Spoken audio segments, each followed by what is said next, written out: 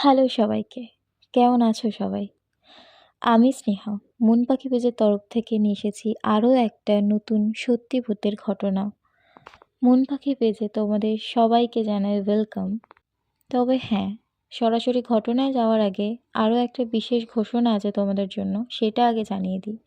এবার থেকে সত্যি ভূতের ঘটনা হোক বা সেটা ভূতের গল্প হোক, সেটা আসবে প্রত্যেক শনি ও রবিবার মন পাখি পেজে রাত ঠিক 11টার সময়।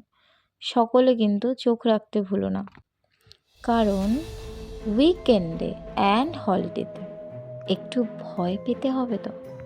আচ্ছা, আর আবারও একবার বলে দিই যে তোমরা যদি তোমাদের রিয়েল লাইফ কিছু এক্সপিরিয়েন্স, সেটা ভূতের ঘটনা হোক বা এমন কিছু ক্রিপি জিনিস যেটা তোমাদের সাথে ঘটেছিল, বা কোনো খারাপ কিছু সিচুয়েশন যেটা তোমরা আমাদের সাথে শেয়ার করতে চাও, সেটা অবশ্যই শেয়ার করতে পারো ডাইরেক্ট মেসেজ করে। তার জন্য তোমাদের জন্য মেসেঞ্জার পুরোপুরি খোলা।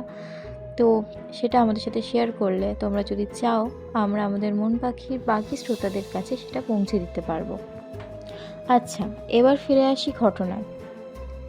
আর নিশি ডাক, এই শব্দটা আমরা কম বেশি সবাই শুনেছি, কিন্তু এমন কিছু হয় বলে সত্যিই কি তোমরা বিশ্বাস করো? সত্যিই কি রাতের বেলা নিশি ডাকে? আজ সেরকমই একটা গল্প শোনাবো তোমাদের, একেবারে সত্যি ঘটনা। সেই ঘটনার কথা ভাবলে এখনও শিউরে ওঠে আমার দাদাভাই। দাদাভাই মানে আমার দিদির হাজবেন্ড। দাদাভাইয়ের বয়স তখন মোটামুটি 14 থেকে 15 বছর হবে। সেই সময় খুব ইচ্ছে ছিল ডিফেন্সে যোগ দেওয়ার। একবার বেঙ্গল পুলিশে অ্যাপ্লাই করেছিল, ওখান থেকেই চিঠি এসেছিল ফিটনেস টেস্টের জন্য। সেই আনন্দে যথারীতি প্রস্তুতি শুরু করে দিয়েছিল। প্রতিদিন ভোরবেলা কয়েকজন বন্ধুদের সঙ্গে মাঠে দৌড়াতে যেত। বেশ কিছুদিন পর একদিন হঠাৎ করে ঘুম ভেঙে যায়, কারণ সেই সময় অত ফোন টোন ছিল না। অভ্যেসবশত প্রতিদিন একই সময় ঘুম ভেঙে যেত। তাই মাঠে যাওয়ার সময় বন্ধুরা একে অপরকে ডাক দিয়ে বেরিয়ে যেত। কিন্তু সেদিনটা ছিল একেবারে অন্যরকম। সেদিনও ভোরবেলা হঠাৎ করেই দাদাভাইয়ের ঘুম ভেঙে যায়। চারিদিকে তখন অন্ধকার, শীতের রাত, ফলে আলো ফুটতে বেশ অনেকটাই দেরি হয়ে যায়। তাই প্রতিদিন আলো ফোটার আগেই সবাই মাঠে চলে যেত ছুটতে। সেদিনও কেউ একজন ডাক দিয়ে চলে গিয়েছিল। আর দাদাভাইয়ের ঘুমটা ভেঙে যাওয়ার কারণে দাদাভাইও ভেবেছিল যে হ্যাঁ, হয়তো সময় হয়ে গেছে সবার দৌড়াতে যাওয়ার। আর স্পষ্ট একটা ডাক শুনেছিল দাদাভাই।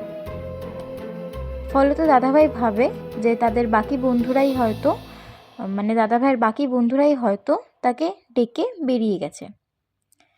আর সেই ডাক শুনেই দাদাভাই বিছানা থেকে উঠে তাড়াতাড়ি রেডি হয়ে বেরিয়ে গিয়েছিল। ঘড়িও দেখেনি কটা বাজে।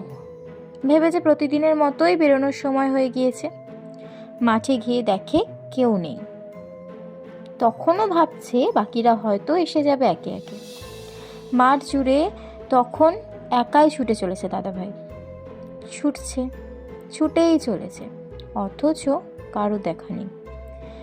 বেশ কয়েক রাউন্ড পাক দেওয়ার পর কেউ আসছে না দেখে হঠাৎ গাটা ছমছম করে ওঠে। তখন প্রাণপণ দৌড়ে বাড়ির পথে। হাঁপাতে হাঁপাতে বাড়ি এসে দেখে তখন আসলে ঘড়িতে বাজে রাত 3টে। শিরদাঁড়া দিয়ে তখন ঠান্ডা স্রোত বয়ে যায়। মাঝরাতে কে ডেকেছিল তাহলে? এতটা ভুল হলো শোনার? নাকি সত্যিই সেদিন নিশি ডাক দিয়েছিল? তবে সেই রেশ কাটিয়ে উঠতে বেশ কিছুদিন সময় লেগে গিয়েছিল। মনের মধ্যে ভয় জাগিয়ে বসেছিল। সেই মাঠে দিনের বেলা যেতেও ভয় লাগতো। তারপর থেকে শুরু হলো ঘড়িতে অ্যালার্ম দেওয়া। আচ্ছা, তোমরা কি এই ধরনের কোনো অভিজ্ঞতার সম্মুখীন হয়েছো কোনোদিন? বা খুব সুন্দর একটা ঘটনার সম্মুখীন হলাম এক্ষুনি আমরা। নিশির ডাক কথাটার সাথে আমরা সকলেই কম বেশি পরিচিত।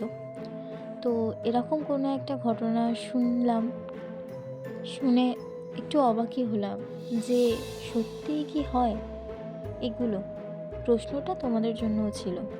তোমাদের কি মনে হয়, এটা কি কাকতালীয় হিসেবে উড়িয়ে দেওয়ার বিষয় একদমই, নাকি এরা সত্যি কিছু একটা ছিল যেটা দাদা ভাই শুনেছিল, নাকি একদমই মনের ভুল? জানি না।